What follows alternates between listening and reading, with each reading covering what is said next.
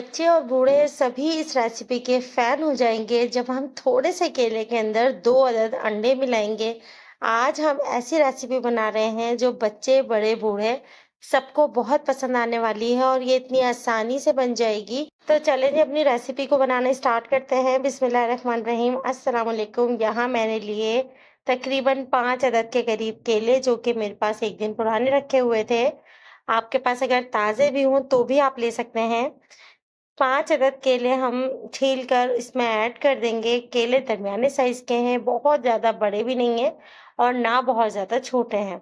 मेरे केले बिल्कुल फ्रेश हैं। अगर आपके केले थोड़े सॉफ्ट हो जाते हैं, जो कि 2-2 3-3 दिन पुराने थोड़े डार्क कलर के भी हो जाते हैं सॉफ्ट, तो वो भी चलेगा। वो भी आप इस रेसिपी में आराम से इस्तेमाल कर सकते हैं। सारे केले हम एक बाउल में डाल लेंगे। अब सारे केले जो हैं उन्हें हमने छील लिया है और एक बोल में डाल लिया है। अब हम इस्तेमाल करेंगे इसमें 2 अदद अंडे। अंडे जो हैं वो रूम टेम्परेचर पे होने चाहिए। फ्रिज के रखे हुए अंडे इस्तेमाल नहीं कीजिएगा और पहले से अगर आप चाहें तो चेक भी कर लीजिएगा। जितने केले हमने लिए हैं उस हिसाब से 2 अदद अंडे बिल्कुल मुनासिब हैं। अगर आप तो 1-2 केले कम भी लेना चाहें तो आप वो ले सकते हैं, ये आपके अपने ऊपर है। अब हमने क्या करना है, इसको मैश करना है। अगर आप चाहें तो आपके पास जो हैंड मैशर होता है उससे भी आप ये काम कर सकते हैं, लेकिन मैं हैंड ब्लेंडर से काम करूंगी। उससे क्या होगा कि जो बनाना है ना, इसके बिल्कुल भी चंक्स आएंगे नहीं। हमें बिल्कुल स्मूथ सा पेस्ट चाहिए जो कि हैंड ब्लेंडर में बेस्ट हो जाएगा। अगर आप ग्राइंडर पे करना चाहें ये काम तो आप ग्राइंडर से भी कर सकते हैं और हैंड ब्लेंडर से करना चाहें तो उससे भी कर सकते हैं। जो 2 अंडे रह गए थे वो हमने इसी में ही ऐड कर दिए। बनाना हाफ कट करके इसमें ऐड किए थे।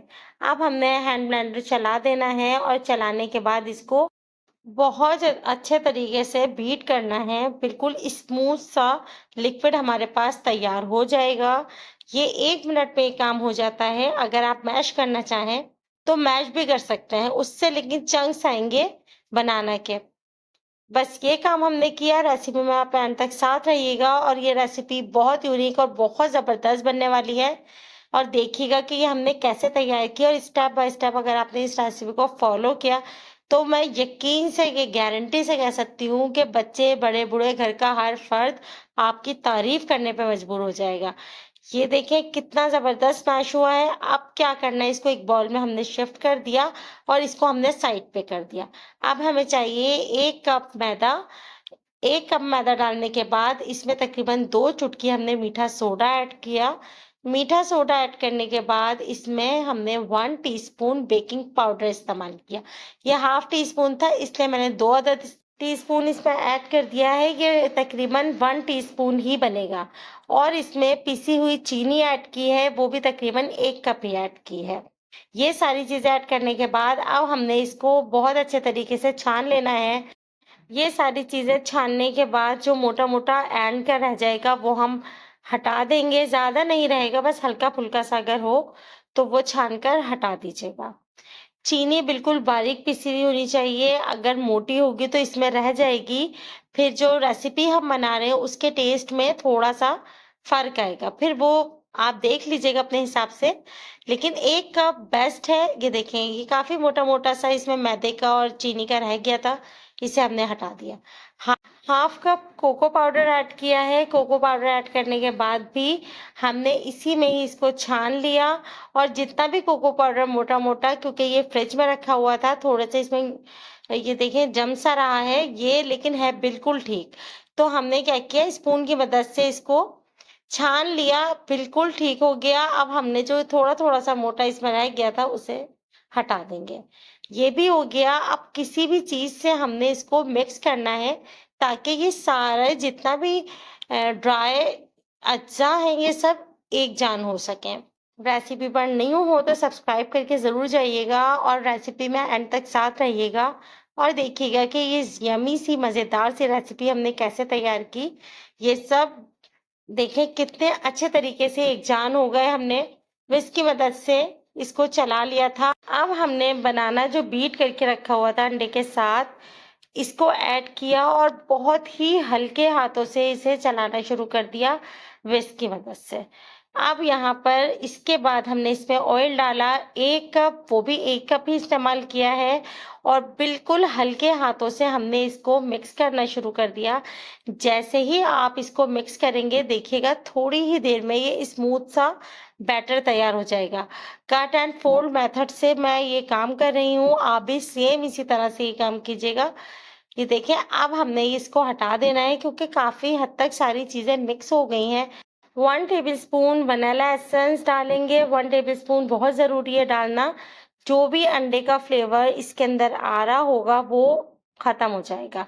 कट एंड फोल्ड मेथड से स्पैचुला लेकर हमने इसको चलाना शुरू कर दिया, लेकिन हाथों को बहुत तेज़ी से नहीं चलाना, बहुत ही हल्के हाथों से हमने ये सारा काम करना है। बस हमने सिर्फ़ 3 मिनट ये काम करना है, इससे ज़्यादा नहीं कीजिएगा। बस हमारा ये काम हुआ। अब हमने कोई भी ख़राब कढ़ाई लेकर उसमें थोड़ा-सा नमक बेस में डाल दिया, गरम करके कढ़ाई को, और बेस सेट कर ली सॉल्ट से।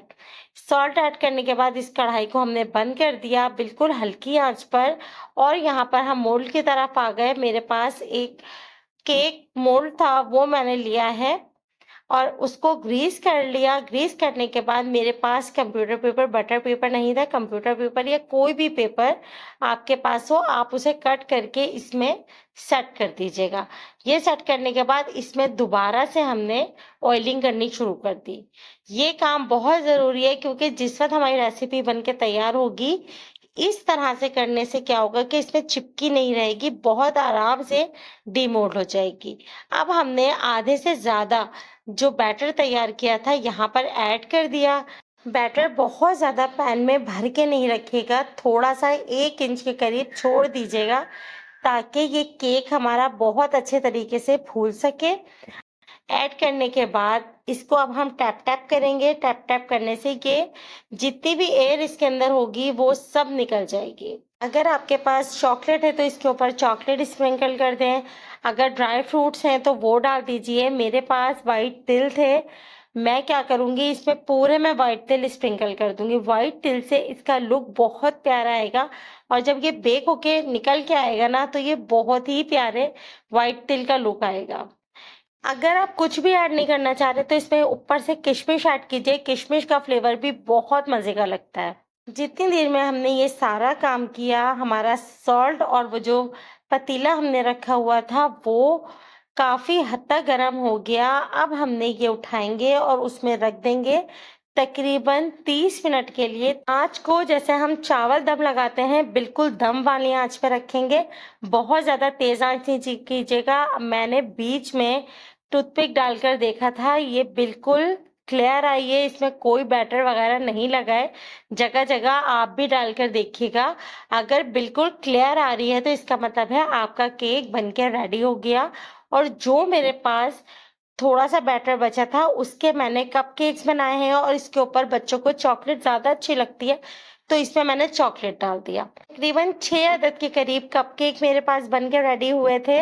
अब हमने केक को ठंडा करना है, ठंडा करके डीमोल्ड किया और इसको अब हम कट करके दिखाएँगे और आप खुद भी देखिएगा कि ये कितना सॉफ्ट केक बन के रेडी हुआ है और बिल्कुल भी कोई ऐसा अज्जा नहीं है जो हमारे पास घर में मौजूद ना हो। हर चीज़ घर में थी और हमने घर में कितना बेहतरीन ये केक बना के रेडी किया है और नीचे से भी बिल्कुल नहीं लगा, बिल्कुल नहीं जला, बिल्कुल परफेक्ट सॉफ्ट केक बना है।